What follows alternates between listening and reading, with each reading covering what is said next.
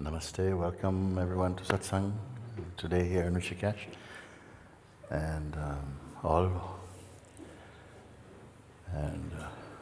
of course welcome to all of you who are joining us for today's Satsang from around the world via broadcasting, wherever you may be. Welcome to today's Satsang.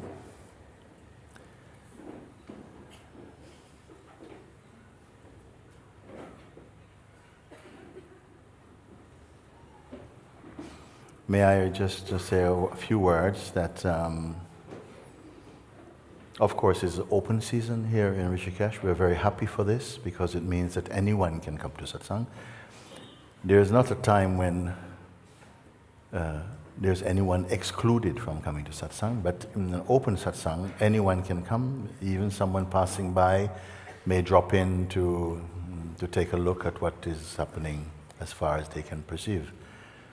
But actually, if you are new and you're not familiar with what I'm speaking about, and your heart brought you here, don't worry if you don't quite understand my words in the beginning. It's quite a normal thing that happened.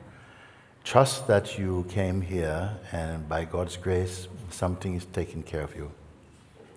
But if questions are going to come, I would prefer that they come from those who have been following guidance for some time and still feel like further guidance is needed, or some doubts are to be, cleared up, something of this nature. So with that in mind, we open the field for everyone. Thank you. Okay, thank you.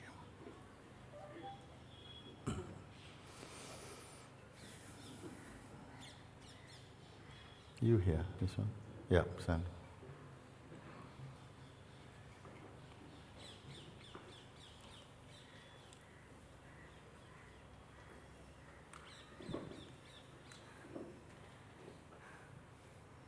Hello, Moojibaba. Hello. I'm feeling very grateful that I'm here in front of you. And there is something inside me which was a little scared. I was thinking that, if you choose me, if I raise my hand, what will happen? We're about to find out. So I'll figure out that today. What I want to know is, I don't know if that's a question, but I've been feeling very nice, happy inside me, the same way which I am feeling here from the day one I've come in the open satsang. And somewhere I was thinking yesterday that when I go back to my normal life after the season ends, I somehow don't want to go back. And when I say I don't want to go back, I want to stay here in my heart. Yes. for the rest of my life. I want you to be here. You are here with me, and I cannot negotiate this deal that you go away or I go away from here. But when I lead a normal life, I stay here, and normally also I feel that I'm here only. But I go back to this human, this body, this personhood, and that disturbs me. I don't want to go back to this. You are not compelled to go back to what you may call normal life. I don't know really what normal life is. I think for each person, I have a different idea of what a normal life is. But if just generally listening to what you speak, go back to normal life means what you're familiar, the familiar setting, the familiar interactions, the quality and nature of the interactions you have with other beings, whether they be your family or people that you work with and so on. But I would like to ask you, don't focus too much about that so much, because we don't even know how that will be. What is important is that while you're here, you discover as much as it lies within your capacity, as much as you can, to discover the fullest truth of who you are, not as an idea only, but as your direct and unchallengeable experience, you see. This is what is the opportunity of you being here. And now is your turn. You have stood up, you're in front of the microphone, and what is the doubt you have then? Or you say you're not sure? Did you say you're not sure if you have a doubt? I don't know. But you shared something. Yeah, I said that I am not sure that if I have a question to Okay. ask you, but what I'm feeling in my heart, I'm feeling very, very content, Yeah. very full. I am feeling very happy, Yeah. very, very happy, very, very light about myself. I want to stay here the entire, always. Okay. I want to stay so here. that is something. Okay. So let's begin right there. You are experiencing happiness, you're feeling some peace, you feel very light, you feel more like who you think you really are. Yes. Okay. And you would like to remain like this, you say, for the rest of your life. Yes. I would like to tell you how it's possible. Because if your happiness is about something, I'm happy because I'm here in Rishikesh and because I saw Mooji, and I'm happy because the people are so nice around me, then that happiness may not last. It's very unlikely that it will last. It will be like a lovely wave or a friend you meet, and they will come and they will go. Like everything else will come and go. And we want to know why it goes. If it feels so nice, why it goes? Why the happiness seem to go? Because the happiness cannot stay with the one who is a person. Please, if I can speak a bit. The happiness will not stay with the one who is a person. The person is not the happiness that goes. It's the person that keeps coming and going all over the place. The personhood sense is not stable. It is not reliable. It is not really who you are. It is almost the whole world take ourselves to be that person. But that person is a construct that is constantly changing. And yet something is consistent in it, and the consistency inside and behind and beyond the person is the intuitive feeling, I am. This I am sense is not a person. It is the voice and presence of consciousness. That's what that is. But in the world, all living beings, certainly let's keep it to the human kingdom for now, that we have come to identify with the body, which is the instrument through which consciousness can taste diverse experiencing. And it seems that no one has escaped from believing at some point that I, the I am, is the body. And once this belief is set that the I am is associated with and is one with the body, then comes the belief, I am a man if you have a male body, or I'm a woman, or a girl if you have a female body, and so on. I'm just checking, I'm not teaching anything, we're just explaining a little bit how it came that the I am, which is the seed consciousness that functions as the sense of conscious presence, meaning that I, consciousness, am. I, consciousness, exist. And that seed consciousness is not the absolute awareness consciousness. Please just bear with me. I'm going to try and speak more slowly a little bit. The ground from which all things have come is that pure awareness self. It is formless. The earliest and purest emanation from that seed, from that pure consciousness, is the seed consciousness, the vibration I am. It needs a body to announce its vibration I am. I call it sometimes the child of the Absolute One, the Christ consciousness, the Krishna consciousness, whichever name you want to give it. And this is the consciousness out of which the world is born, and the one who observes and perceives the world. But it didn't stop there, because when it identified with the body and believed itself the body, it became a separate person. The person is not real, it's not true. It is a construct. But once this belief is set inside the consciousness, then all this, it is also consciousness, but it is very limited, because the body that it identifies with is a time body. It had a birth time, it had a growth or a lifetime, and it will have a death time, and that we call a life. But the consciousness is not the body. It functions in the body. This is a mortal body, but something immortal is inside him. And while it is in this world, it takes itself to be a person.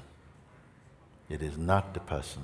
It is meant to taste that modification or localization of itself in the belief I am the person. It will live as though it is this person, but the person is a vulnerable state of consciousness. The person and ego become one. The personhood state is a state of vulnerability, insecurity, desires, attachment, greed, jealousy, ambition, creativity, desire, attachment. All of this comes alive for the personal or the human expression of consciousness. I'm just saying this. You may hear it said in other ways as I go along. I'm not asking you to write notes right now. Just listen in a space of just openness. Let the words find their right place in you. So this, a great sage in this country from the south of India called Ramana Maharishi, I have a picture of him here. He once said, the I removes the I, yet remains the I. And of course, if you listen with the usual cultured mind, it sounds like foolishness. The I remains, remove the I, yet remain the I. What does it mean? I'll explain my understanding of this. The I am vibration or consciousness, the seed consciousness, that is not a person and it is not personal. It views the world from the place of what I may call the second birth. Many of you may be new today, so I will explain that later. It is the weakness of this world. But the purest weakness is the weakness that is not identified or take itself to be personal with the world. It observes. the play of manifestation, even the manifestation as it moves through this body and plays through the mind. It observes that. Ramana's statement, the I am, removes the I me, which is the belief in personhood, which molests itself. It removes this and again remain as the vibration I am. When it has removed this belief, this distortion of perception, this mistaken identity, it again returns to the peace which does not go away, the happiness that will not leave you, the joy that will never leave you, the life that will never die. So in satsang, you are here to discover, not to create, not to develop the I am vibration, but to sieve out this mixture of I am and I me, to again remain in your natural state, I exist as consciousness. Okay? So, the sense of the person is not a stable state of consciousness. It is a state of consciousness, or a mode, you may say, of consciousness, but it is not stable. It is largely illusory.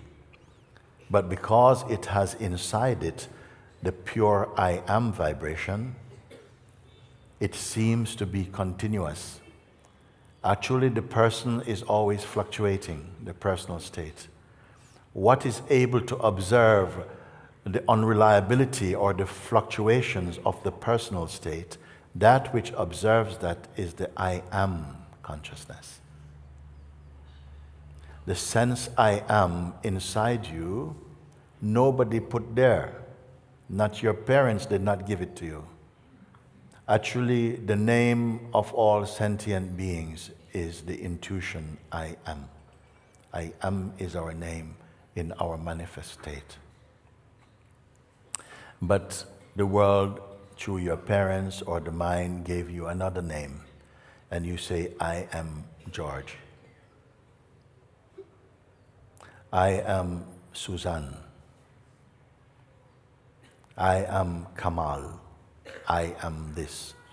And that name that was given in the world is pointing to the person.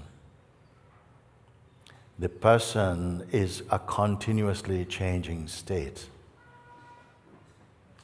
When your parent, your mother, was pregnant with you, your parents felt we're going to have a child. They may even be told it's going to be male or female. They're expecting a child. But were they expecting you in particular? Who is you in particular? That is a surprise.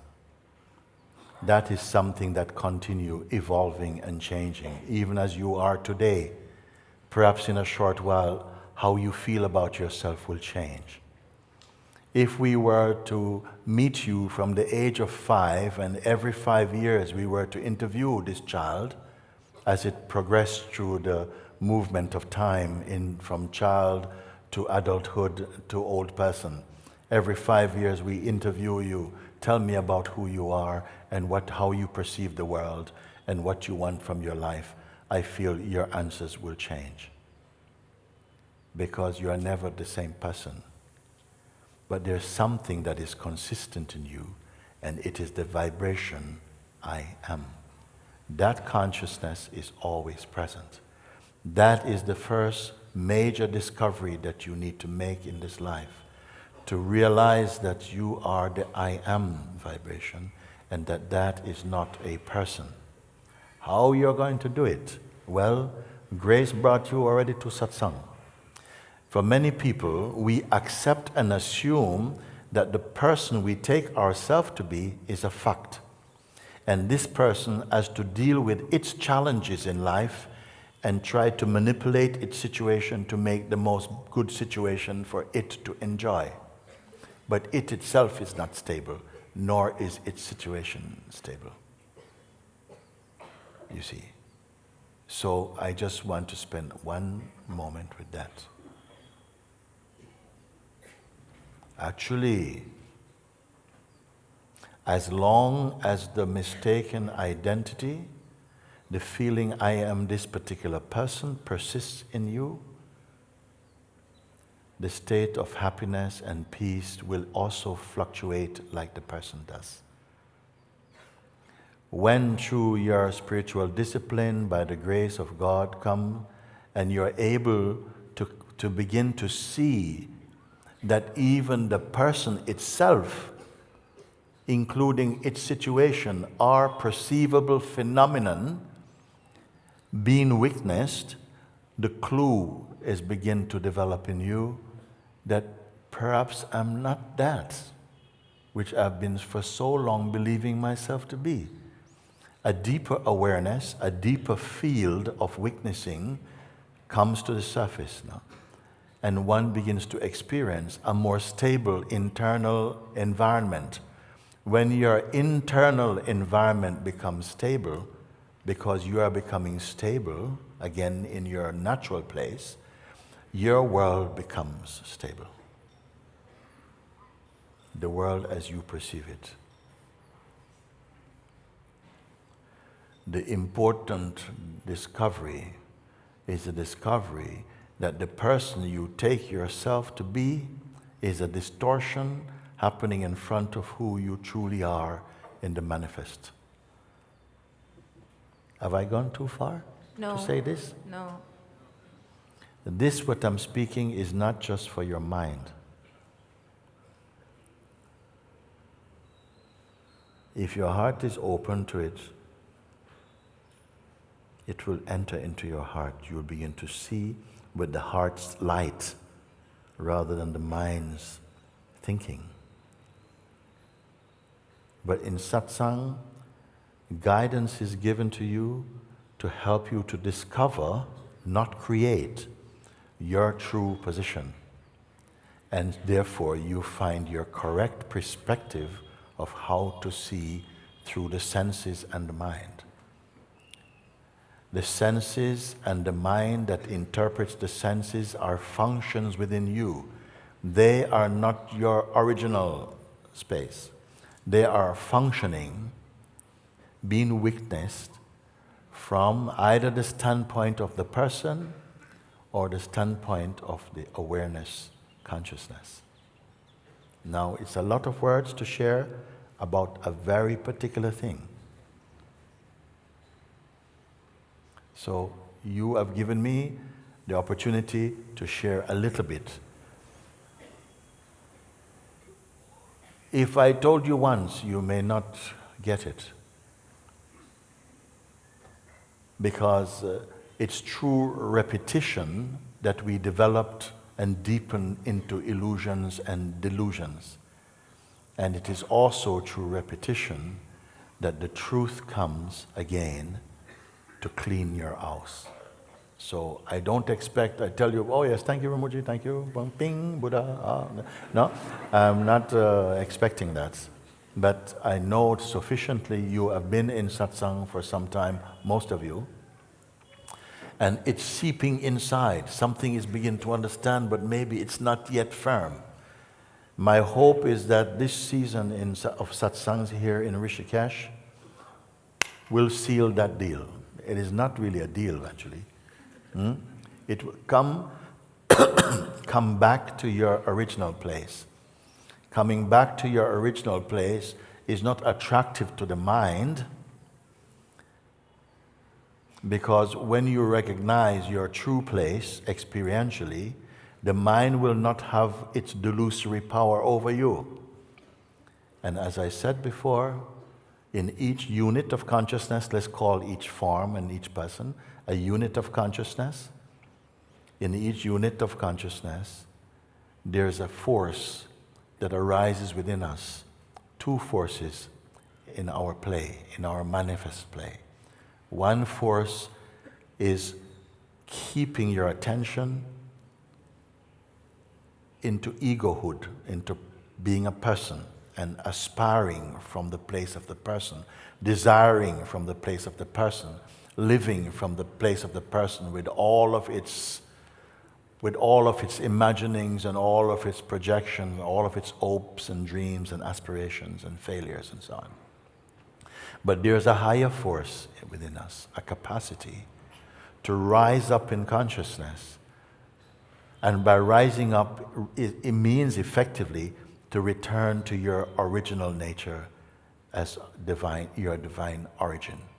This is not poetry, it is not spiritual fantasy, it is the availability to wake up, the opportunity to wake up here to the reality of yourself. So I'm standing here with you to facilitate that seeing which is going to destroy delusion in you. Because for as long as you accept yourself as a person and believe that that's the fact of who you are, you will not open yourself to the possibility of discovering you are much more than a person. Now, I know that you are much more than a person because I know who I am. Not here. I say I know who I am because there is no doubt in me. I don't believe who I am. I am who I am. And I'm telling you, I am not different from you. You only have to wake up to see. And it is not difficult. It's not difficult because it's not even 1 millimeter away from right where you are. This is the great mystery, the great paradox. There is no direction I can point you in to say, you are more real over there. Your reality is in the very subtlest place within your own being. And if you're open to it, I see no reason why you cannot come to the recognition of that. I will tell you what may appear to stand in the way of it. What may stand in the way of it is that as soon as that seed consciousness, the vibration I am, was conditioned to believe that it is the person, it began to develop in the mode of personhood. It became attached to the identity of a person. It believed in its dreams and its ideas and identities about itself. It feels it has an exaggerated respect for the mind, the psychological mind. It becomes attached to certain things in the world which are all perishable, including its form. And therefore, when the time comes, although it suffers also this state, this limitation, when the time really comes as an opportunity to wake up out of this delusion, fear comes. And the fear feels, at least I know my world. I don't want to give up my world for something that is unknown. And this fear is holding everyone. And the one who comes to tell you and to point you to say, I'm not asking you to give up your world because I know you cannot. We are too attached at the moment.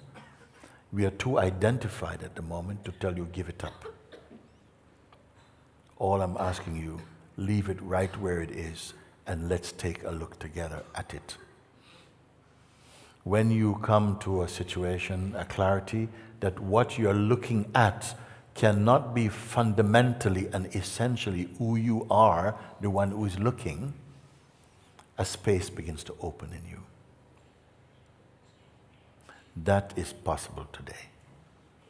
Many of you sitting here know that space and are functioning from this space already. Others are to follow. How far can we go in our research? Well, you can come back home. Come back home does not mean giving up the body and dying. I want to make this clear because there's a fear that if I come to the full realization, there's no point to my life. Well, actually, you begin to feel your life. And your life becomes blessed by your deeper understanding. Because life is not a curse. So don't be afraid. You're not going to leave your family because they're in the way, and I'm going to give up my job because it's only illusion, and I'm going to... It's none of this. God made this world and takes care of it. But as you begin to discover the witnessing power in you, you begin to wake up from the delusions that the mind creates, and which, when we believe in this delusion, you become fearful to go beyond it. So only someone who has gone beyond it can truly guide you to go beyond what you feel is your limits. They are illusory limits. The human form is limited, but the self, the true self in it, is unlimited. The opportunity is to discover this experientially, not ideologically, not theoretically, not speculatively, but to discover it and stand in the authority of your own seeing, beyond pride and beyond arrogance. But a fear comes. And you must understand why this fear comes, where it comes from, and who it comes for. And discover that this fear cannot exist in your original nature. So come back to you. You say, I am feeling peace. I am feeling happiness. I feel light in this place, because the vibrational field of this place is higher than the personal field. So of course you are going to feel more elevated, more light, and you want to stay this way naturally. But as long as the person conviction in you is not challenged and transcended, this happiness will not stay. It will come in little bursts to remind you perhaps of what is possible in you, but it cannot stay, because the one who imagines I want to be happy, this one stands in his own way. You are not this one. You are relatively this one, but you are absolutely the one out of whom happiness comes, joy comes.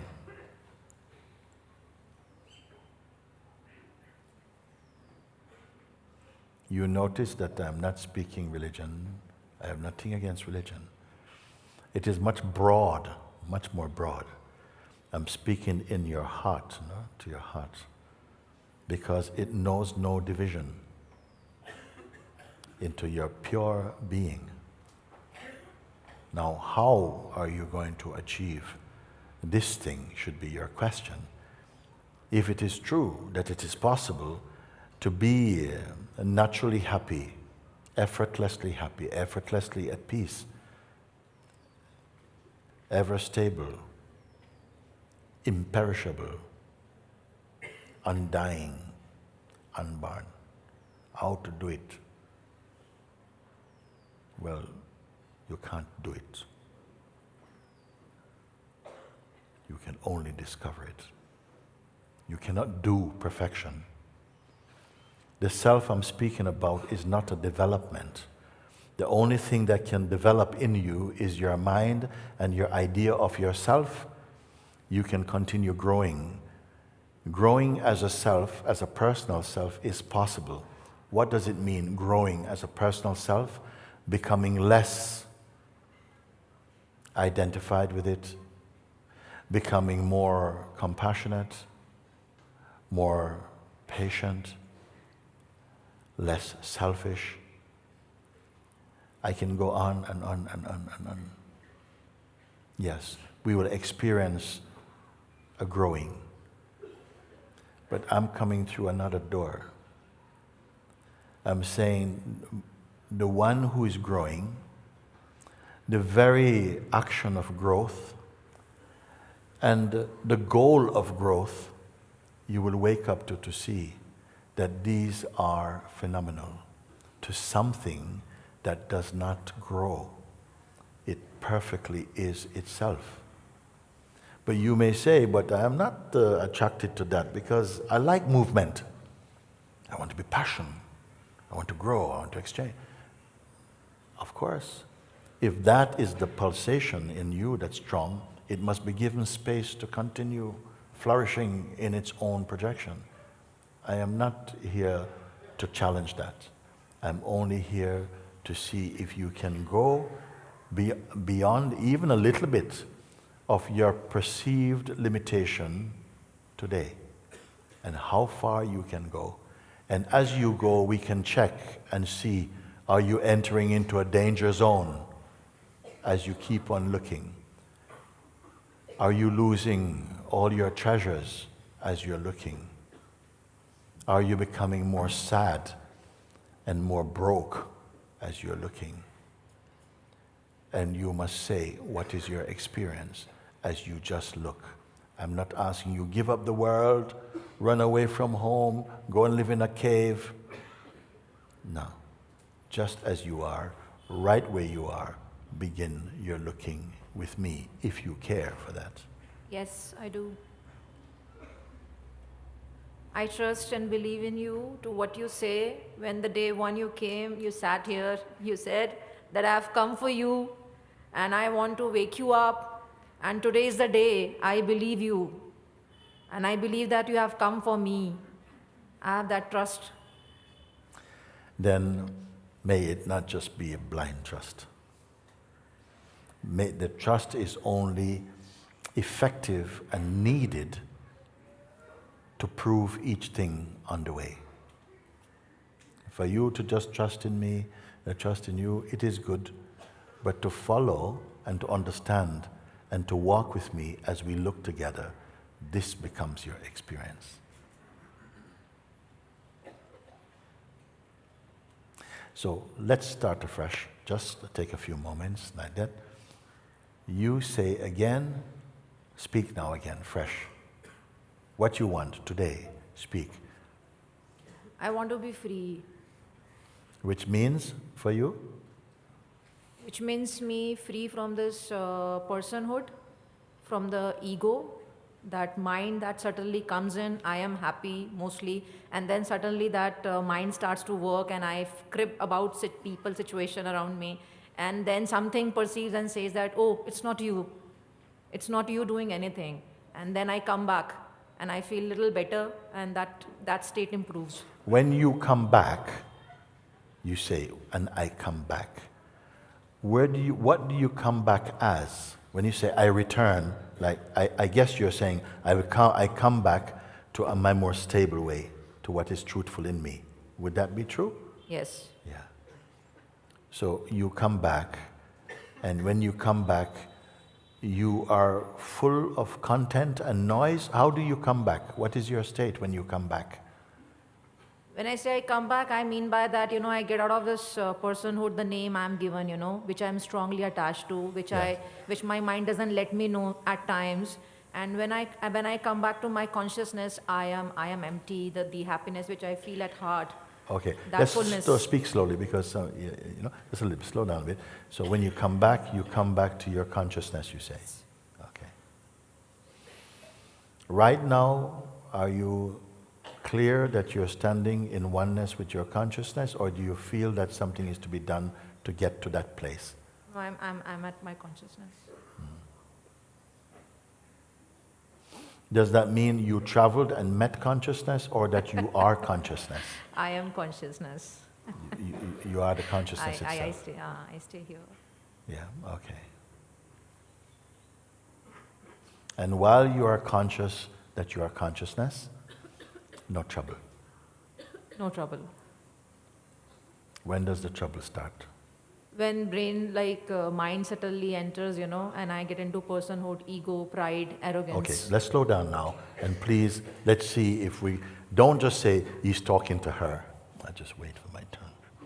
No, I'm talking to you, actually.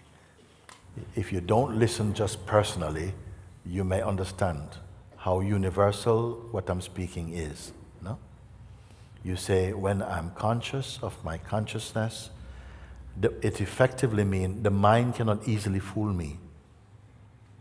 Sometimes the mind comes and then I get pulled into the shape of the mind itself. And then disturbance come, maybe frustration come, anger come. Okay? Yeah. When the mind comes in, okay, it says something. It just doesn't come and look at you. It says something. It usually says something that invites you to become a person.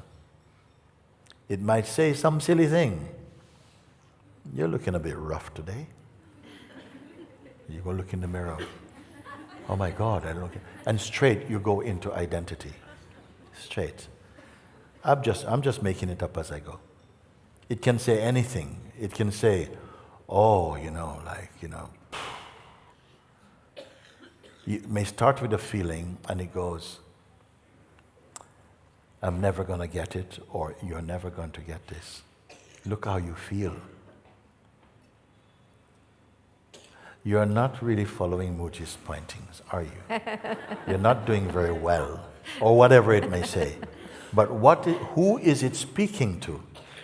Is it speaking to the pure consciousness, or is it speaking to a self-image you hold on to of yourself?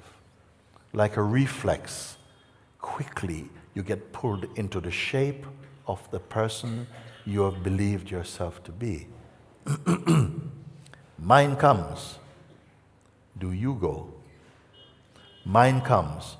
Does mind come and go? No, he says something. What does he say? Today is going to be a full day. You're not going to have any time to meditate. Which means what to you? Oh, I'm not going to be able to be myself then. Something subtle is playing with you. But it can only play with the idea you take yourself to be. It cannot play with or intimidate the I am presence in you, because from there you can observe the mind has come, mind is here, okay? But if you easily get pulled into identity when mind is here, quickly you are in this place of identity. You cannot get into trouble unless you become personal. I say again because it's worth saying. You cannot be pulled into division and confusion and trouble unless you get pulled into the shape of a person. Because only the personhood mode of consciousness experiences this kind of turmoil. But at the witnessing place, the sense of turmoil and the one who is suffering turmoil is visible. Maybe initially they feel some resistance or some difficulty to see like this because we are not accustomed to challenging our perspective in personhood. You take the personhood stage to be a fact, and what you take to be a fact, you don't challenge. So, mind come. You're peaceful. You're peaceful, feeling peaceful. It's not even that you're feeling peaceful. You are peaceful. You are at peace. Then mind come up as a thought. And it is, in our country, we have a saying. We say, "Duppy know who fi frighten." I'll tell you what it means. It means the ghost knows who will be scared. Okay? We say another saying. Duppy don't go to the parson's house, Duppy go to the person's house. Meaning, the Duppy, the ghost will not go, the parson means the one who is like a monk. He won't go to his house, he won't go to the parson's house, he will go to the person's house. Because the person is afraid of the ghost. The thought will come to the one who is susceptible to being distracted by that thought. Distracted means to leave your true place and to go to your false place. The false place is your person place. It's a volatile state. Am I speaking too quickly? No. Okay, so watch this tendency.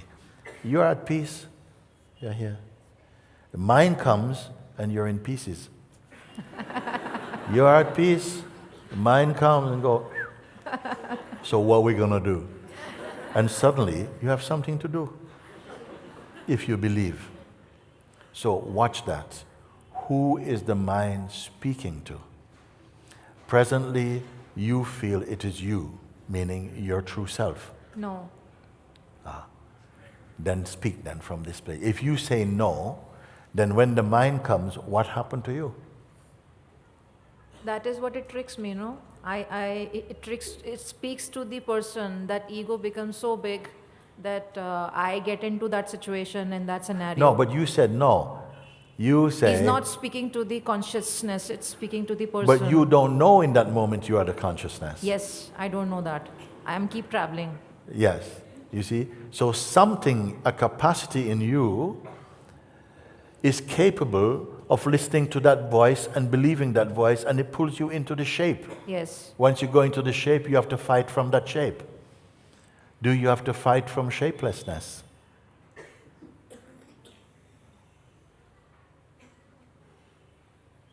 When you are in your natural field of I am consciousness space, can the mind intimidate the consciousness space? No. So there is within us a capacity, a tendency, a potential that when the voice of the serpent comes and say, blue, blue, blue, blue, something go, mm-hmm. And the minute you go, mm-hmm, and you identify as, mm-hmm, conversations begin. I'm only asking you, I don't say, stop the conversation. No, I said, observe. Because if you observe, you will not lose your true perspective. If you don't observe, like yesterday and the day before yesterday and the week before last week and the month before last month and the year before last year and the decade before last decade and the life before last life, you will keep on listening and feel you're being pulled about, or you're defending your mind because you don't realize it is not your friend. Not yet. It is speaking to the person you take yourself to be and not the truth you are. But you are not yet conscious of the truth you are. When we take ourselves to be a person, then you are transacting in the world. You want this, you have to get this, you have to do this, and so on. You have not yet become aware of the natural state within your own self. As soon as you begin to catch this, a battle rises up in you. It's as though that force in you that is attracted to the carnal identity, that is attracted to the voice of the mind, the psychological mind, that begins to come up to fight for its survival. You know something? It is not real. But for the one you take yourself to be, it will feel very real. If you can begin to observe both the reactions, the actions, the interactions, and the one that is being affected by them, you're out of that trap. You remain as the conscious witness of them. Maybe you're not yet cured, you're not yet fully cured, but you're waking up to the mechanism of the functioning of the egoic mind. And I put it, that is the one thing you need to transcend in this world. For this you came into this world. To know this play, and to transcend it by understanding your true nature. And that is totally possible. And I want to tell you something encouraging. You have the advantage. Why? Because you are already the self.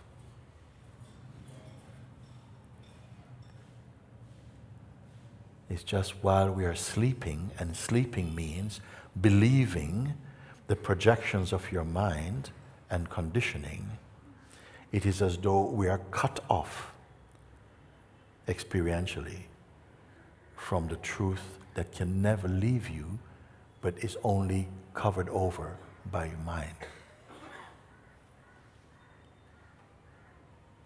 Am I speaking something useful to you today? Yes. Okay, so you are only transcending now through understanding. You're discovering your true position. That, wait a second, the voice that is telling you, even some years ago, maybe a few hundred years ago, there was a time in Japan, I'm not singling out, but that's what come to mind, when almost a whole nation believed that if you were a woman, if you were born as a woman, you could be a beautiful wife, you may be even a prime minister of a country, but you could not be awakened. Tough. Maybe next life. Maybe we pray next life I come back as a woman. There were not many awakened men, but at least they could be. But as a woman, no chance. Okay? And the whole nation believed that until a sage arose amongst the people, and this sage was called Bankai. And Bankai came and began to just expose the foolishness of that concept and demonstrated how it was completely false. And so many people, both men and women, became awake to their true nature because of this simple sage. He didn't come with high words and expressive philosophical language. In simple day-to-day terms, he pointed out that this is just a concept, and just as it says that belief can heal and belief can kill, a thought without belief has no power. A thought with belief and identity can start a war, or can begin to heal a nation's pain. Belief and identity. Okay.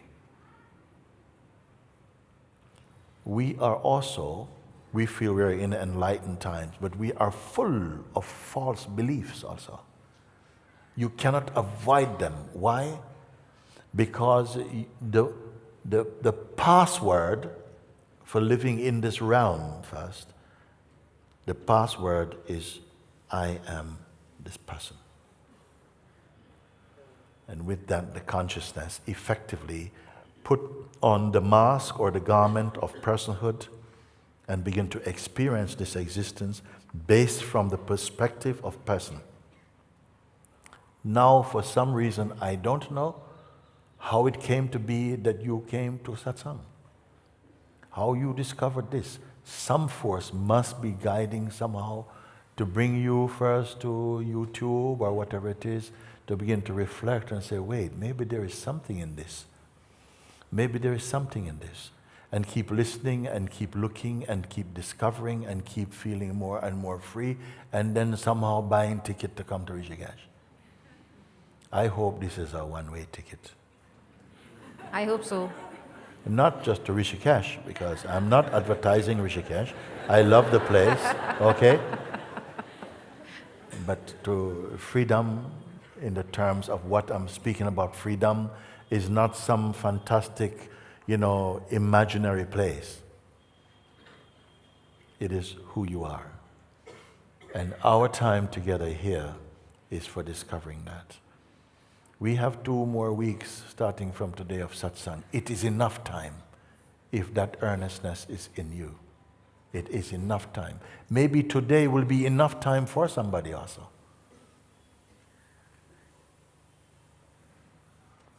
Why not you? Yes. So again, what is the significant pointing? That as long as We are identified with our conditioned identity as a person. Nothing you exist can be stable. Nothing you experience or believe or experience will be stable, because the very identity itself is not stable. And this identity wants to capture the absolute. When I met Papaji, when I came up in front of him, I was already in so many blissful, so many blessed states, like God had entered my heart, everything I felt. So when I went in front of Papaji, you know, I didn't know what to expect actually. I was a bit afraid, but I was kind of hoping that he would say, you've come. Blessed one. But something undetected within me, we could only be exposed in the Master's presence.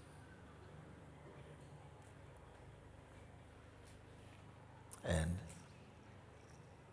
as I sat in front of him, that began to come up. What I could not see began to come to the surface. And it was like resistance, you know? Why is he speaking to me like that? I couldn't hear him, because a noise was coming up, a ringing was coming up in my ears. Like siren. And I was looking at him. I wasn't even trying to hear, actually. Something was going, don't want to hear none of that. But something came through, and what came through was this. If you would discover the truth, if you wish to discover the truth, you must disappear.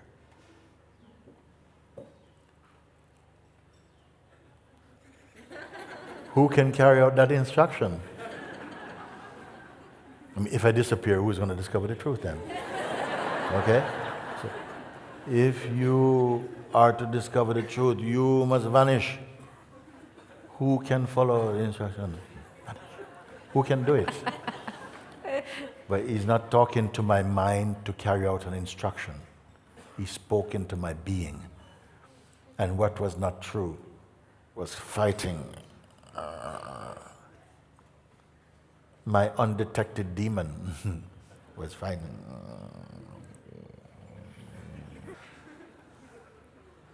But I was still on its side.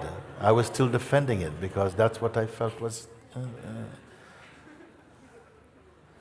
And it was only later on that day, because of the force of Master's grace, I was not in a state of gratitude. I was not saying, oh, thank you, or not like that.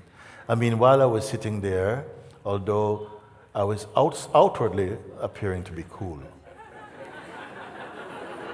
but inside was a riot. Tsunami, outside.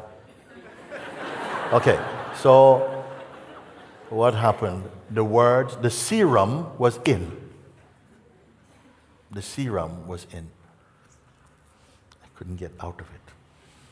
My whole being felt on fire. It was a hot day in Lucknow, but I was hotter inside. I was furious, anger, because I was identified with my mind. And it wasn't until somehow I went for a walk and I sat down under a tree, and then I decided, okay, I got to get out of this town. I got to go home. I got to leave this place. The place is called Lucknow. Luck now. But for me, bad luck now.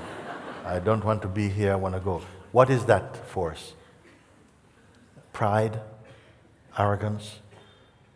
But before this, I felt the grace of God. I felt the love of God. I felt the peace of God. Why I didn't see this before? Did Papaji give to me? No.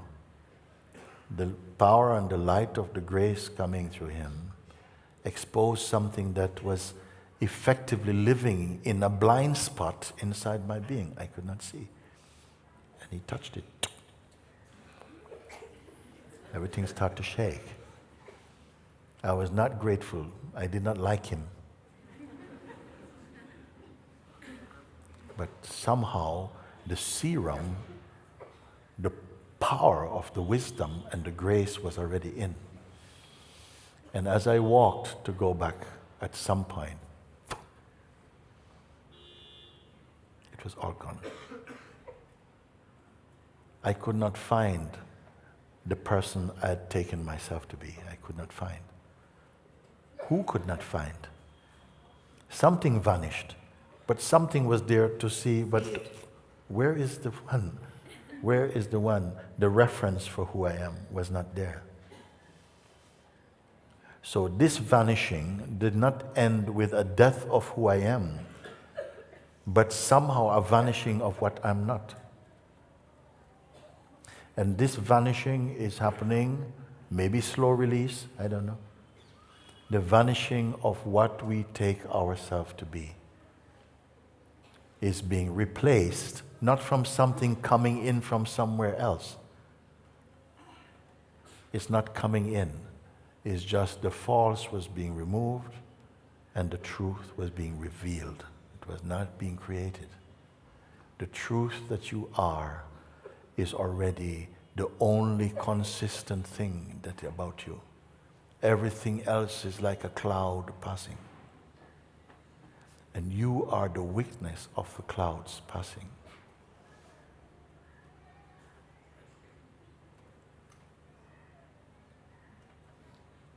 But if you are attached to your person, it will feel like it will not be seen clearly, this thing. As soon as you begin to feel the power of awakening within you, the expansiveness, the joy, a contrary power begin to come, like a force that arises up to sabotage the possibility of freedom. I want to tell you about this force. If you don't understand it properly, you will think, oh, it's the devil, it's the demon, it's horrible, it's trying to stop me. But for the one who's woke up, is going to see that this force is come to help you. Because you have to be tested. This force has come not to make you fail, but for you to experience transcending it. You must transcend. Because actually, there is not one single power in the world that is naturally against you, what you are. It can only be against the idea you have of who you are. And if the idea you have of who you are were to survive, you would not wake up to the truth of who you are. So these things which are, my world is falling apart, and oh, I can't do this and stuff. Who is speaking? The one you take to be yourself. It is connected with you, but it's such a limitation. When I ask you, but can this one not be observed? And you reflect and you listen to the guidance, you come to see, yes, what is it? Who is this one? What is it? And you come to see it is just a thought from the mind believed in. A thought from the mind believed in. And who is the believer? Is not even the act of believing also perceived also. Can you stay with me now? Yes. Is not even the act of believing. But you say, but my attention just keeps going there. And I say, your attention going there, is that not observed also? Yes. Is that which is observing attention going somewhere, is that itself being pulled? No. And as you begin to acknowledge, recognize that there's a true power in you that is not pulled about by the mind, And what is pulled about by the mind is the idea you have of who you are and not your true self. Your freedom is beginning to open up in you in consciousness, like a flower opening up to the sunlight. Is this fantasy or is it experiential? Experiential. So you speak about, of course everybody's happy to be happy. Even the demons are happy to be happy, but they're happy about doing things wrong. It makes them happy. But they want to be happy. You want your happiness to persist, to not turn into sadness. How is possible? As long as you remain in the realm of duality. And how do you remain in the realm of duality? When we cling to the state of personhood without recognizing that you are beyond that state of personhood, then it is unavoidable that we get caught up in the traffic of identity and feel a prisoner of duality. But this is not a fact. This is the fiction of consciousness.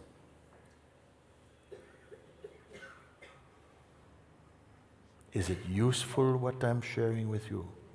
Yes. I'm only wiping your eyes. Not the eyes that see outside, but the eyes that can see within. Those eyes that even a blind man can say, I see. Even a physically blind person can say, thank you, I see. Because it's not a seeing of objects, it is the seeing that comes through understanding of who and where you are.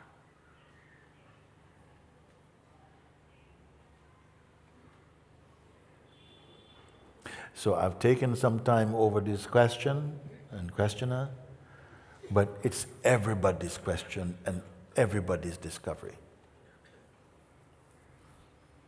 This is the power of a true Sangha, that on listening to one interaction, the mind of everyone can be pacified and established in the truth. If you take yourself to be each person, you say, well, he's talking to her, and I've been putting my hand up since yesterday. I don't get picked, and I feel not good about it. And you stay and you confirm yourself in personhood.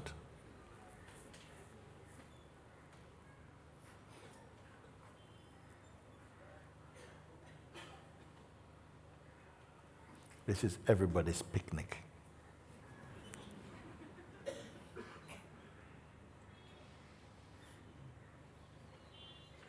What have you grasped now? If you can, right where you are, having heard the words, no? And maybe in this moment you don't feel the attack from your mind. Why? Because you're in a higher state of consciousness, in a truer place within yourself, and it will not come, because you will know it's a waste of time right now. In the Bible it speaks about the temptation of Christ. When he overcome the temptation, it said the devil left him for an opportune moment. Opportune moment is when you're feeling a bit low, when you're feeling alone and in the despair. He will show up and say, hey, what's up? Remember me? Remember what good times we had? Yeah. When you are more susceptible to that voice within yourself.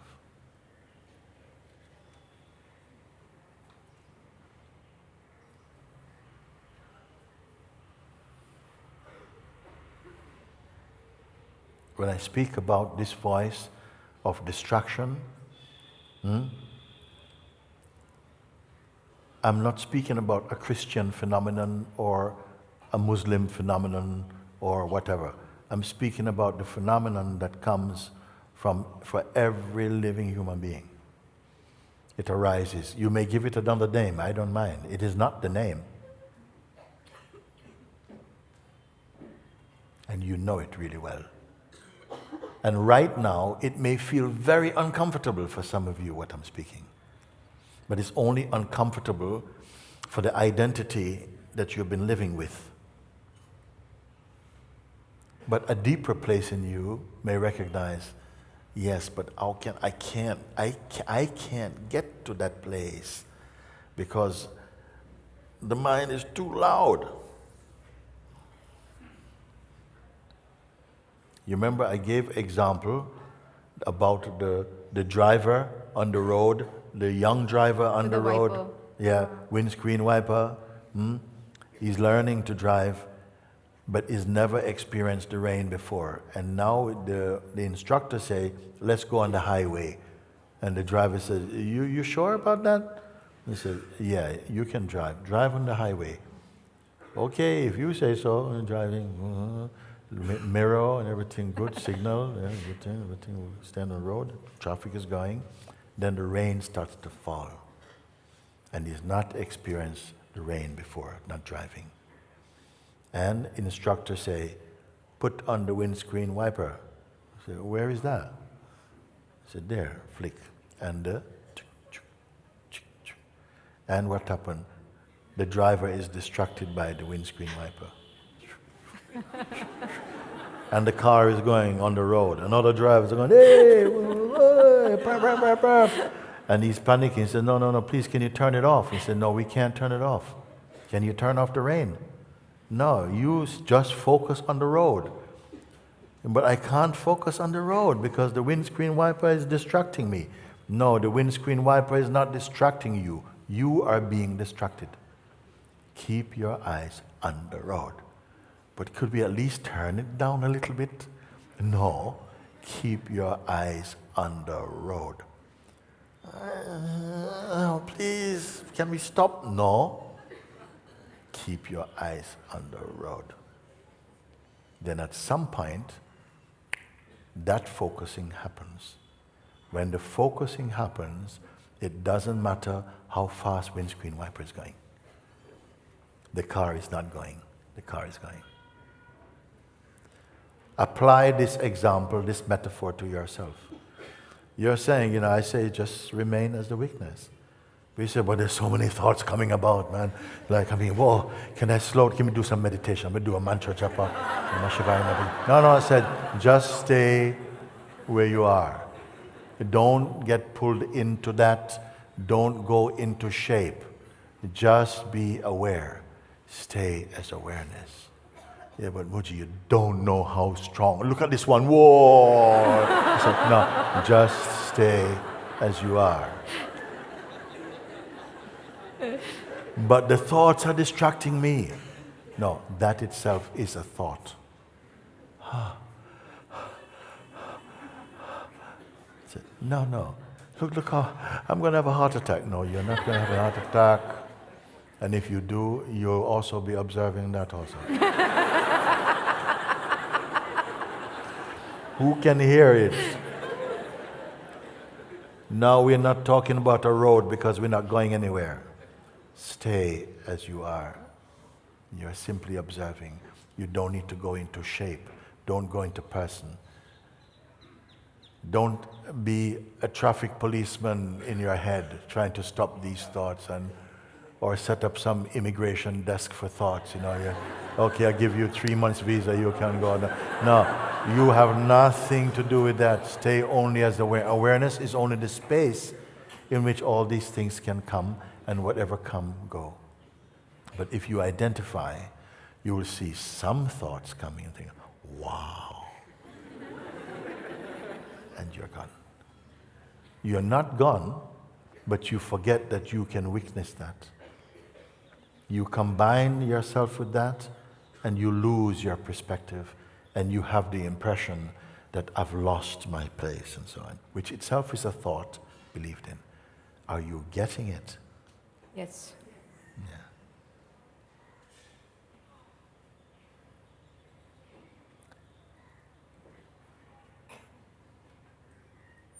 On the day, in the moment that you discovered peace, where was it all the time? Until you discovered peace, where was it? Where was it living? Did it get flown in by DHL or something? I mean, where did the peace come from? Did you create it? No. Or you discover? Discovered it. Yeah. You're flicking through all your TV channels to find something. All night, just noise. Then you flick it off. Wow. Such peace. Is peace another channel? No. Same thing. What is this thing flicking? Identity. Identity is searching for something to be entertained by. What's this flicking? Remembering where you really are. That is observable. That's an observable phenomenon. And don't get pulled in. Don't log in. Don't log on to that. Like looking through a camera with no SD card and no film in it. Just looking. You can click the button as many times, but there's no print. Something looks. Now, it is not a perfect example because you don't have to be blank in the world and like just look. You're not like that. When you look from the real place, the actions which are the cosmic action, your natural actions, the energy will spontaneously come, the attitude will spontaneously arise, how to be in this moment. It's not that you're doing one sweep, the whole world is gone to get rid. The world is not your problem. Your thoughts about the world is the problem. Your belief in who you think you are living in a life, that becomes the problem, not the thing outside. The thing outside is only what you project and interpret, but the thing inside is your life.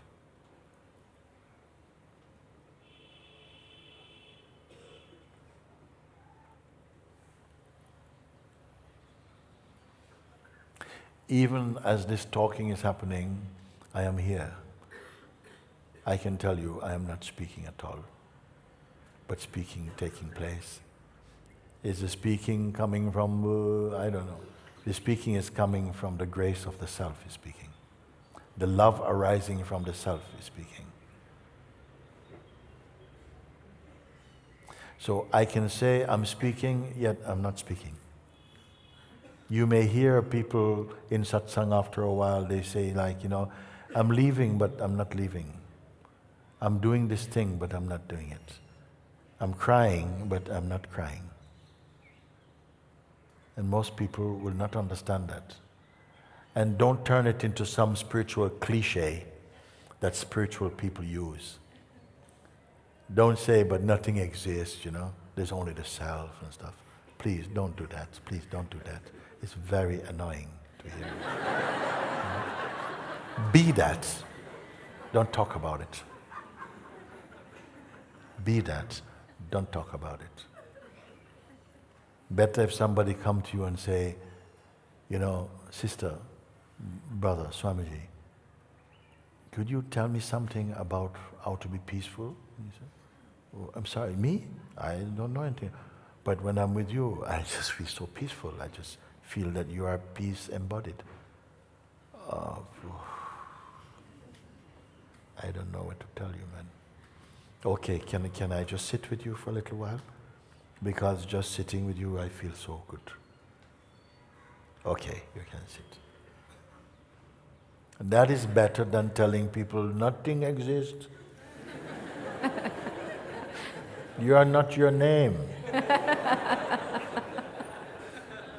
Nothing exists. You don't exist, I don't exist. The world don't exist. Actually, I'll tell you what happened. One time, one guy came, one friend, he went into supermarkets in London. He came to me this day, and he says, Mooji, I took something from supermarket today. I said, what do you mean you took? He said, I just took it. I said, why you take it? This is a true story. Why you take it? He says, because everything is everything. He said like this. Huh?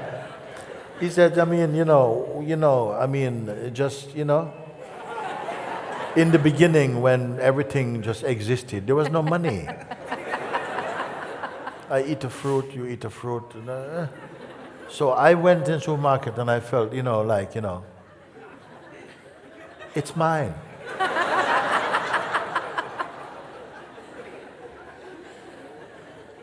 And that, anyway, it's not real. So he said to me, it's okay or not?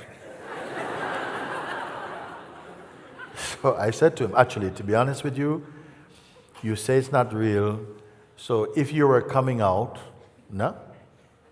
You've just finished eating some unreal fruits and you put the rest of the unreal things in your bag and you're coming out and the unreal security guard stop you and give you an unreal search. And then you have to go to an unreal jail and go to unreal court where an unreal judge give you 3 unreal years. And you're okay with that, then I'm okay with that.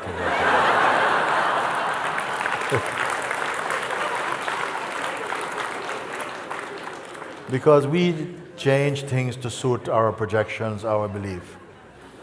But you cannot follow them through. At some point, they will confront you.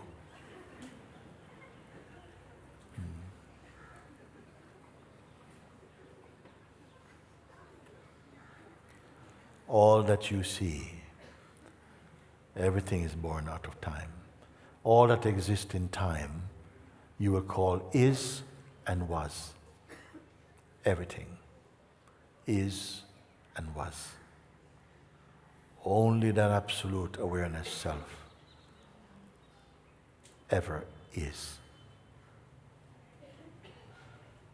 It alone is. 1 billion years ago, it is. 1 billion years from now, it is. Everything was. The self has no history. It is not aware of any future and time and you and me and life and death. All this is fine. I don't want to say it's just dream because most people will not understand what I mean.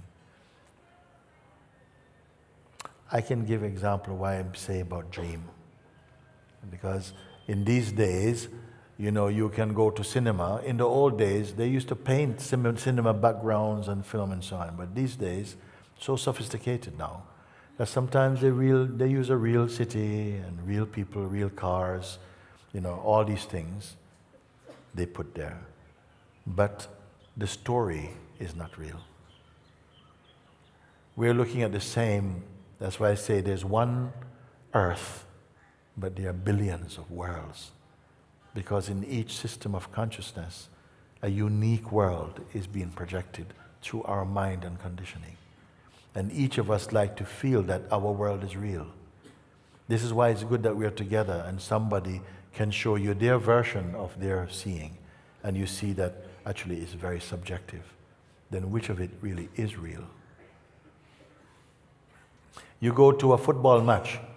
There's one match. There's, say, 24 players on the field or whatever number they are playing. I don't know how many players they play. How many? 22. Oh, I have 2 reserve, okay? So we have football matches playing, international football match. They're playing. The game is just whatever the game is. But there's 100 commentators around the world commenting. And each of them is given a unique account of what the match is. Everybody else is listening on radio or what everyone is saying, so on, some listening and believing something. Yet the match is only whatever the match is. Who is giving the true report? Everyone is giving subjective report. Everyone is having a subjective view of the world. Which of them is the most true? None of them is true. None of them is true. Only the one who perceives the perceiving is true. And this one, I hope you've come to find out who it is in you. Because discovering this puts an end to all sorrow. all the ugliness, all the fears of dying and living also. All of this comes to an end when you awaken to the truth of yourself. And why not today also? There's no hurry. I'm not signing up. I don't have a booklet of awakening here.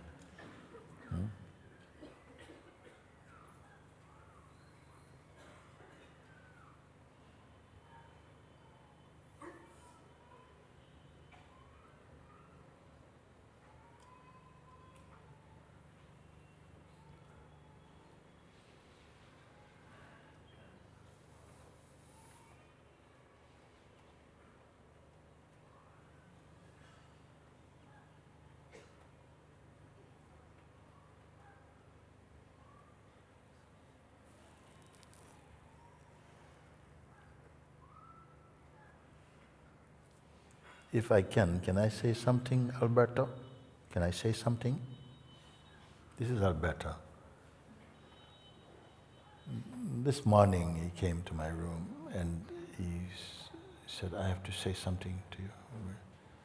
Reggie, this morning my mother slipped away.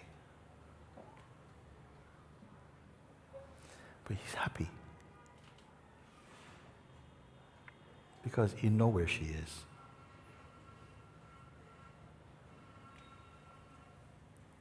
And we have talked, his mother and me has talked. I sent her a message also, just a few days ago, just to share what I'm sharing with you, but in its quintessence.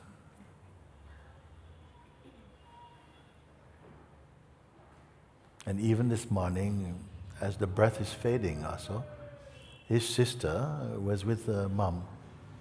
And what's mom's words to sister? She said, speak something, yes. She was whispering, all is good, all is fine. Because my sister was panicking a bit, seeing her fading, and she just called her, and the last thing she said was this, everything is fine, all is good. And my sister felt peace after that. Yes. I said to him, because I know mom, and I say, we had lovely prayers of gratitude and blessing for her. And I said, today, we don't make any arrangement right now. We just want to be with her, no? And he say, there's no arrangement to make, Guruji. I'm happy, I'm here. I'm staying here for satsang. I'm staying for satsang. She's here.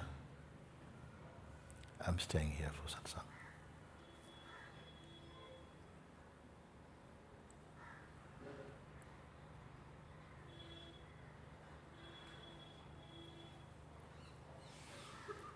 This is someone who knows the power of satsang.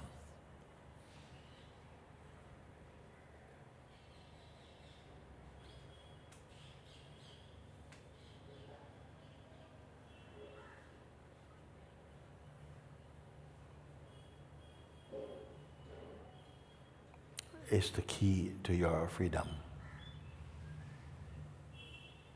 To wake up to what we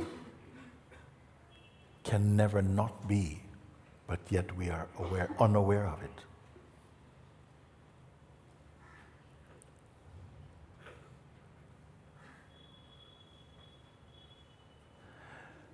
Don't be a container of concepts and beliefs. Because they come and go, ideas come and go. The more we are identified with personhood, the more ideas come and get stuck. Your mind becomes like a Velcro of our thoughts. They get stuck. And those thoughts, it's like they are growing their own fruits in you. But none of them is you. It doesn't matter how much stuff you think you have collected, voluntarily or involuntarily. But I point to you to say all that stuff, all that noise in your head, all the things that you imagine you have to do, you're aware of them at the place of the awareness itself, where the things that appear to be needing to be done and the apparent one who needs to be doing them are perceived in a space that is not trapped in the bubble of any scenario. Yes. Are you aware of this? Are you aware of this place? You see? And even if there's a powerful pull, a feeling like a pull to get entangled in this, are you not aware of the sense of this pull? And what is being pulled and is pullable to go into identity? Is that not also witnessable? Yes. But you have to keep doing this. Because the reflex is, as soon as the noise is to, something goes inside, and it is as though your sense of identity becomes so strong that it appears to be greater than the awareness from which it comes. But it is only a movement, it is only phenomenal. If there is a practice, it is just keep looking and watching this I sense and seeing that if it can be watched, it cannot be the essence, it cannot be the essence of what you are. It is also phenomenal. And by doing this, again, you come back to your natural place. The sleep is over.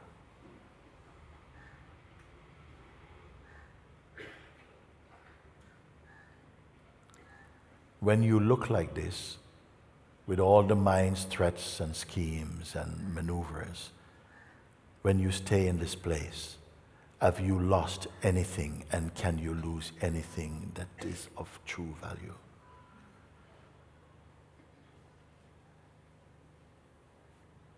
If you were to lose everything your mind is showing you, and you pay attention only to yourself, to the space of being, have you lost anything essential to you? No. Can you lose anything essential to you? No. This you must confirm. Again and again and again and again.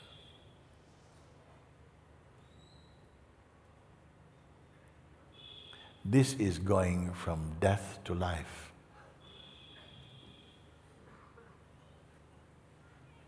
This is the movement from darkness to light.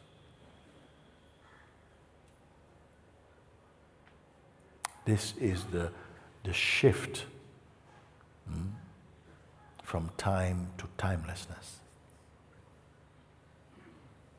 And you don't need to talk about it with anyone. It's your own internal discovery.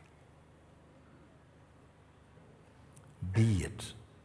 Don't talk about it. Sometimes people have had what you may call an awakening experience.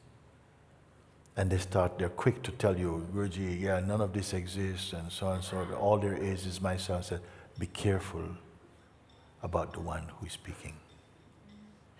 Watch the one who is speaking, who is saying, I got it, I saw it. The mind never existed. There was only myself. And watch this one who is speaking.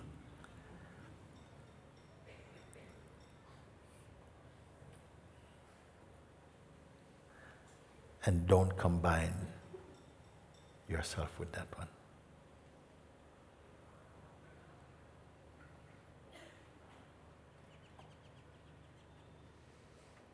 There's no one to stand up saying, look, I've awakened, I'm awake now, I'm enlightened, I did it. You who did it? Watch this one. He is the spirit of pride. He is not the true one. Keep quiet. whatever you see, don't combine with your seeing and yourself.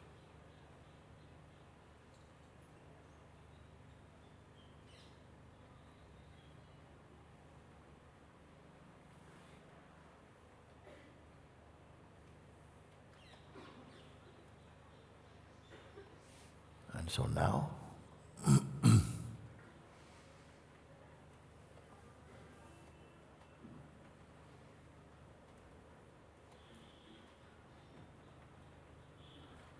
where are you now?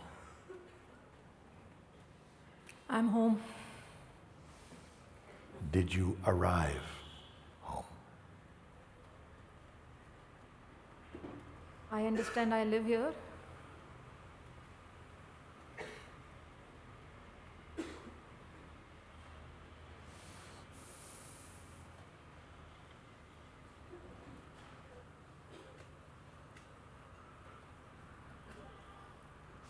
I and home are one. I and home are one, same thing. I have come home, maybe I can leave home. It's not just words. I'm just checking with you. Is it inside that, yes, finally I got home now, thank you very much, thank you, very nice. Yeah. I'm going to stay here. The one who say, I'm going to stay here, cannot stay here. Only the one who is here is here. This is the discovering, you see. It's not just semantics, it's not just clever wording, it's subtle seeing, subtle understanding, you see.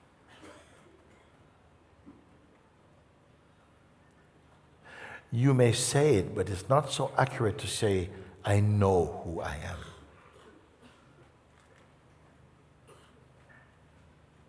If there's a duality in it, like one thing knowing something else, it cannot be true.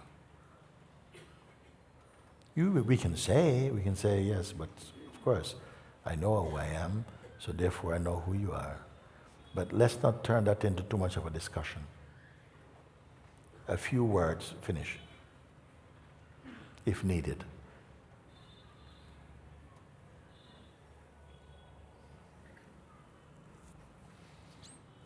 Thank you for now. Thank you.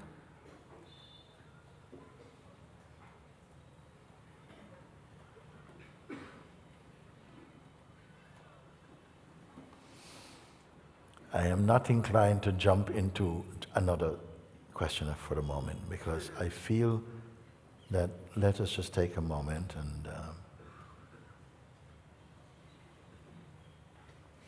we have all been here. You've been sitting, you've been listening. I hope you're not just listening at the top of your head. I don't have a classroom in the attic. But you're listening, and if you're following or seeing where the words are landing, where the invitation is pointed, you have come to a place where you know you are, but there's no biography about that. There's no autobiography about that. There's no story, there's no history.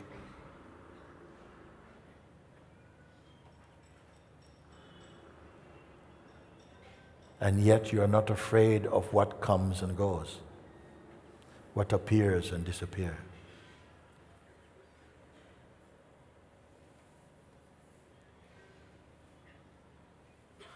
Where is their existence and you are not?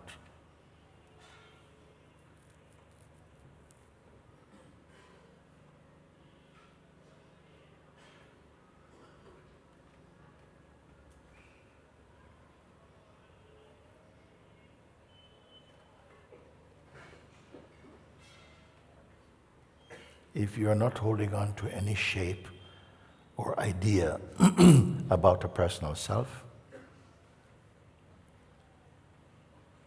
there's no effort to be conscious, because consciousness and yourself, same thing.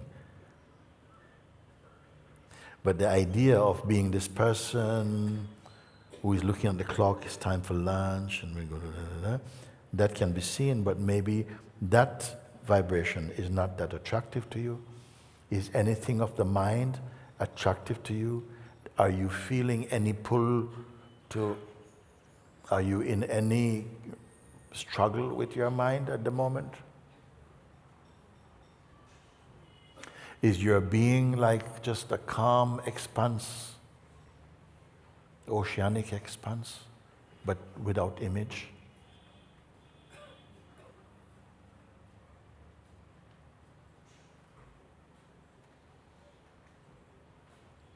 Is there any effort to be here in this placeless place?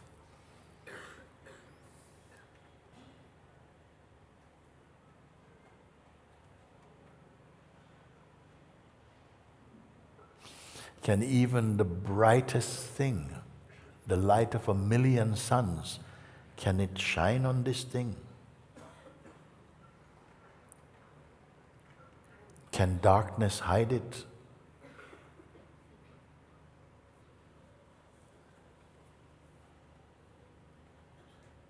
Is there anyone who owns it?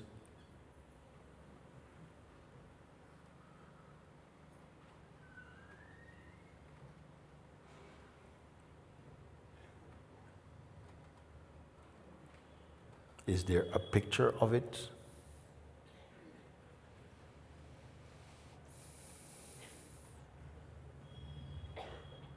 Can it be lost?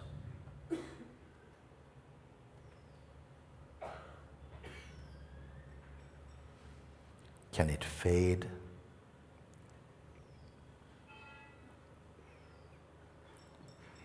From the place of your listening, can the mind hide it even?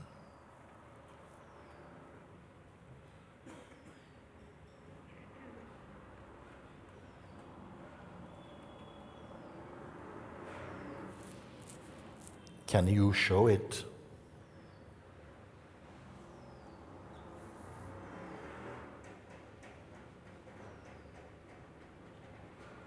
Which religion has it most?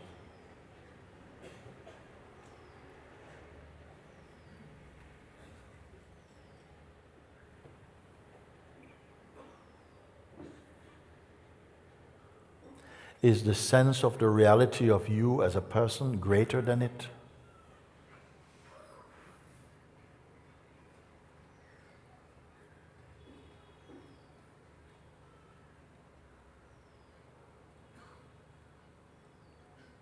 Is it an it?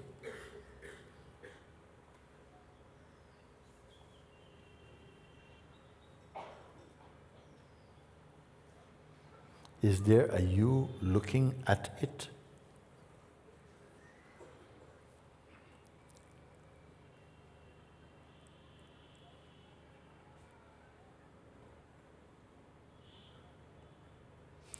Is there anything such as worthy or unworthy for it?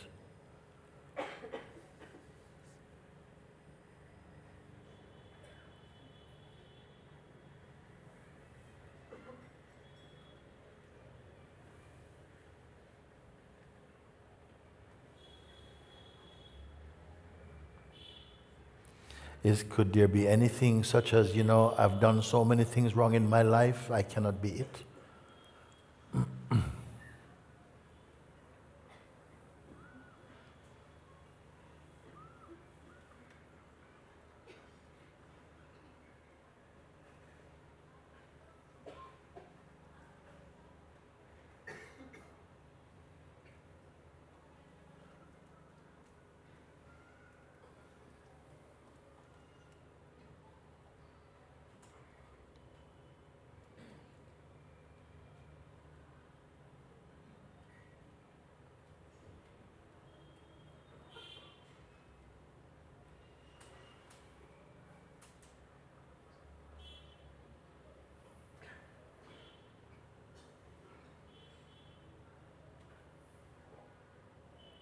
Is your thinking or your thoughts apart from it or outside of it?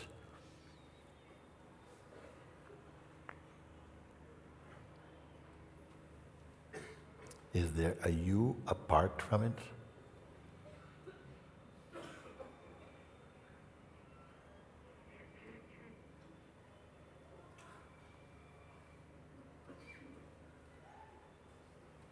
Do you need to meditate to reach it?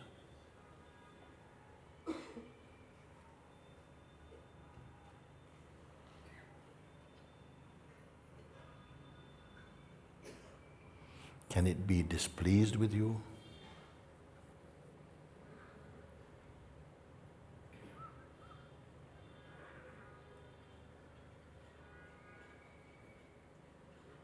Can you exist apart from it?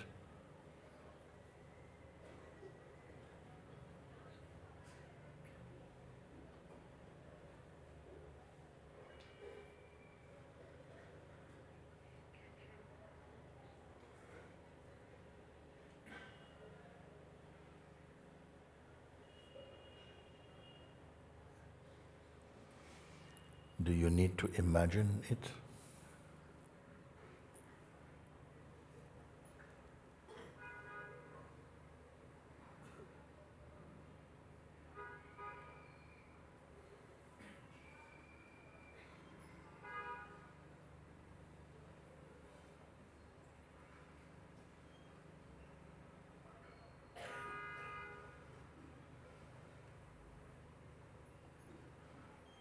Can it be disturbed?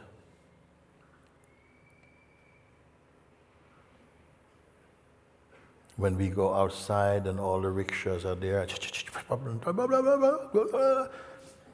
will you lose it?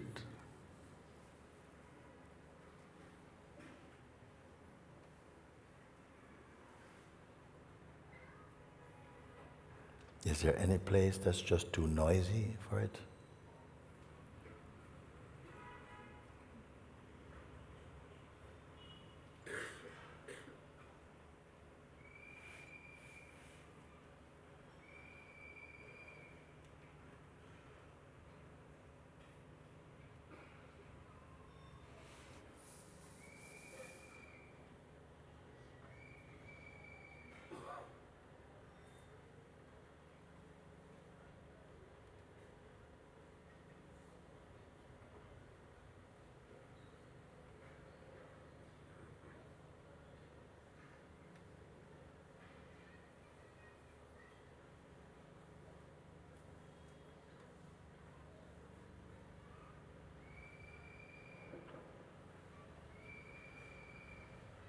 Even the sense of a one meditating upon it is a sensation and a belief arising in it. You are it.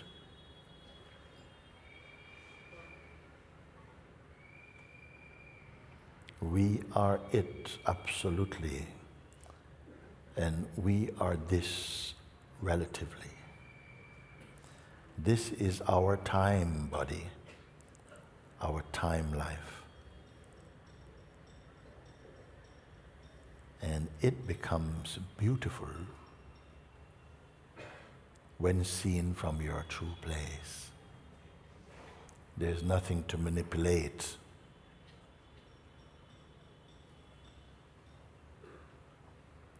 Your life can be unique and diverse, fresh, spontaneous, intuitive. There's room for pain and pleasure, but nothing sticks to you.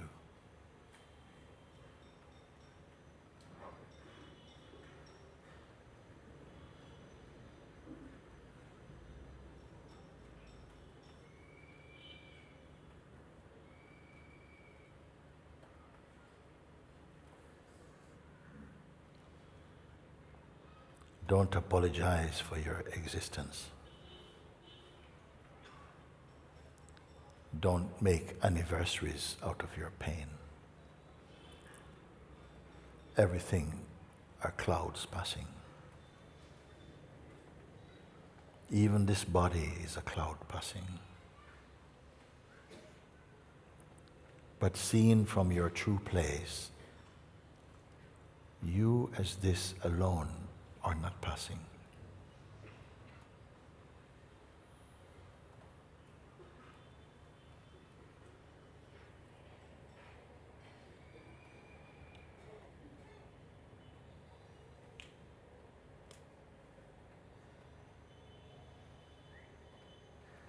Free from the claustrophobic identity of personhood, watched in the infiniteness of being. You may experience somehow as though you're like a shape of space moving in space. But you're not a ghost. You're the self. In its embodied expression, but embodied or unembodied, you are the same one.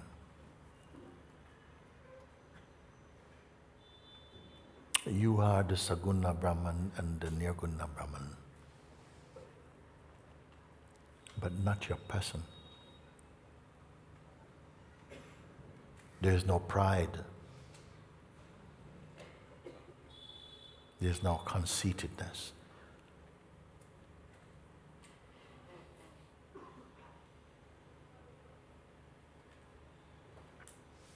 This is not a personal belief or a personal accomplishment.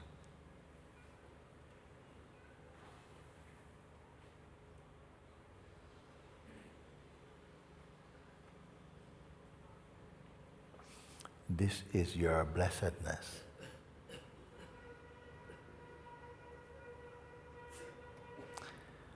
But it cannot be taken personally.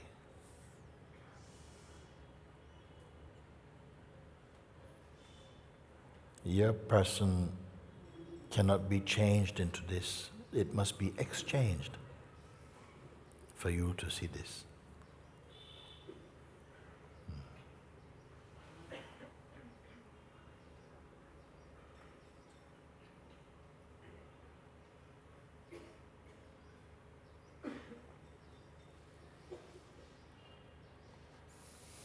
Thank you for today.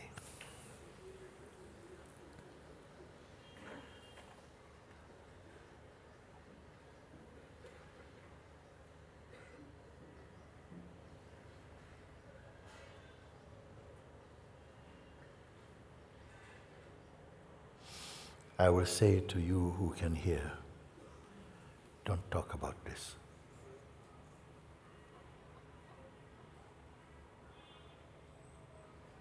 Your mind wants to talk about it. Don't talk about it. Marinate your mind in it.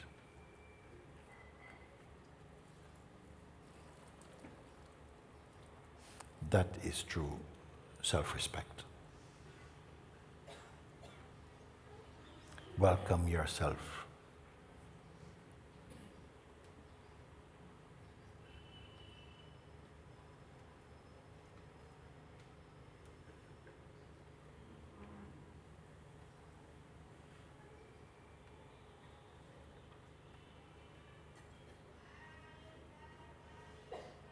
Don't treat any of this as just a fleeting experience. You are that in which experiencing is experienced.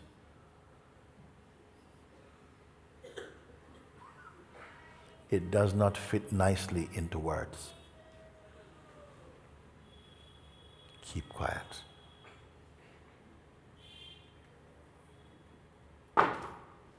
Dissolve your identity in your seeing.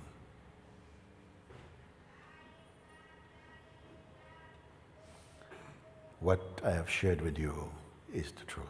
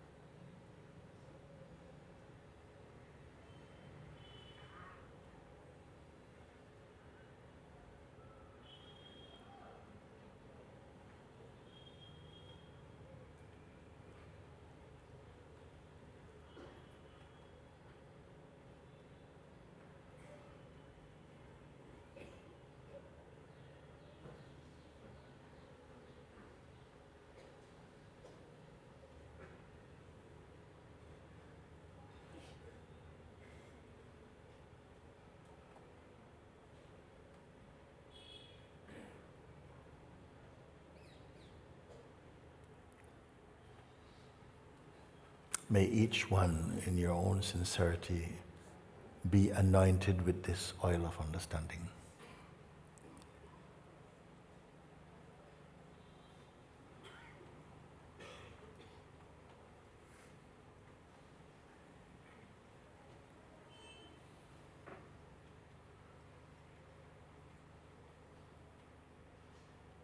Amen.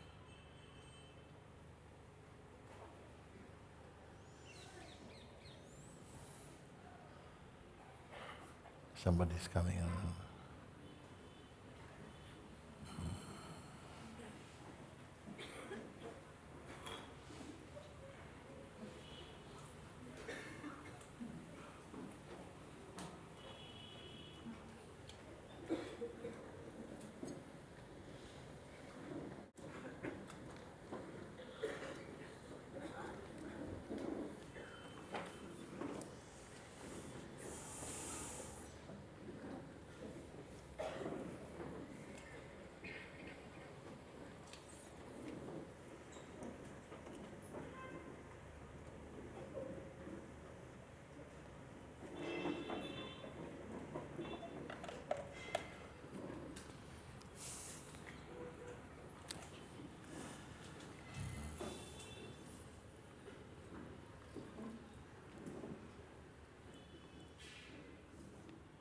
Namaste, Mooji. Namaste. Thank you. Thank you. I'm about to sing a song that I wrote in Hebrew, and the meaning in one sentence is the door is open. With every experience that comes on my way, I realize that the door has always been open. Okay. Yeah.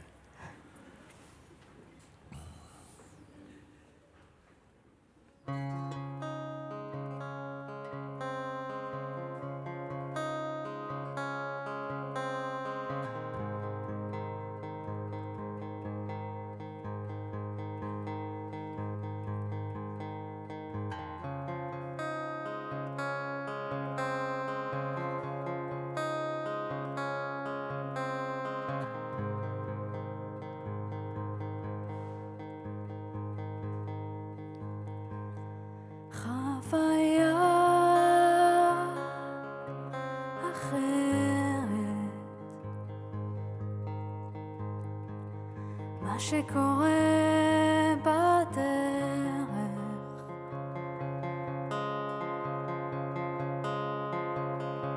עולה על הרכבת, מה שקורה בדרך,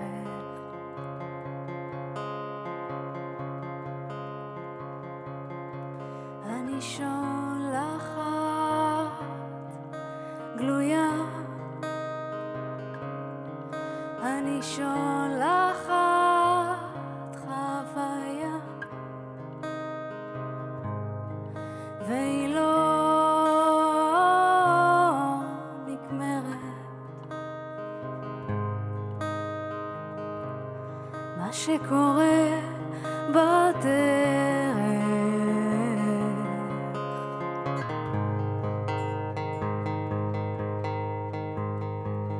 מה שקורה בדרך,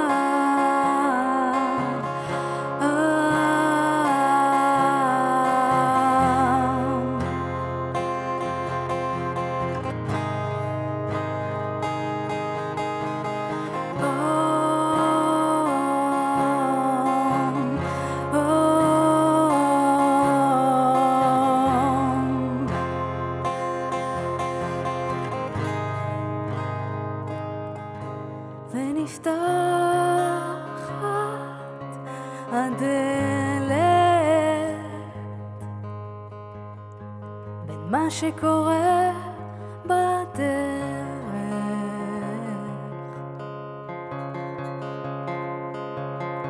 זו חוויה אחרת, מה שקורה בדרך.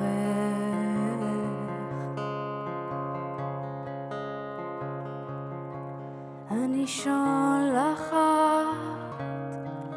תמונה, אני שולחת כוונה, והיא לא נגמרת. מה שקורה בדרך.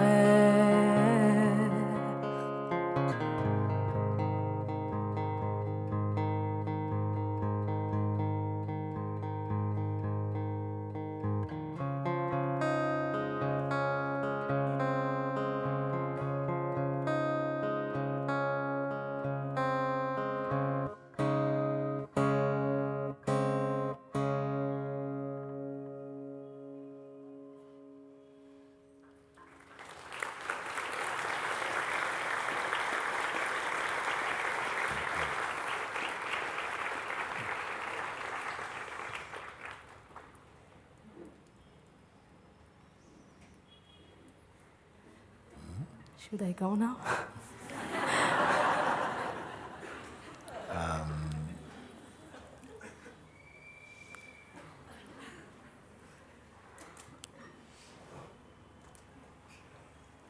Yes, we all go now.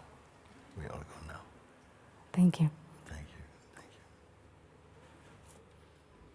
Beautiful.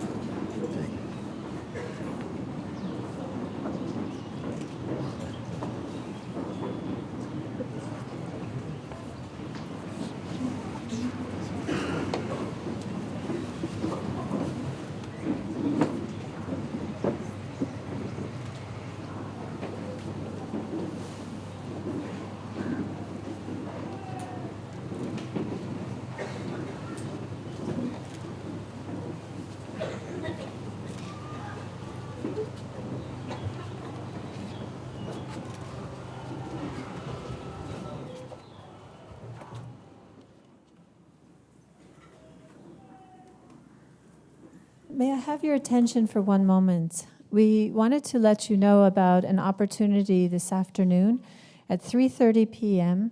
to come back here to this satsang hall and watch a video satsang. It's not uncommon after this formal satsang finishes for Moojibaba to encounter someone spontaneously or to be giving a talk somewhere. These talks are so powerful and auspicious, not unlike the satsang here. And it felt like it was right to share them with the many who have come to Rishikesh with the intent to really immerse themselves in satsang.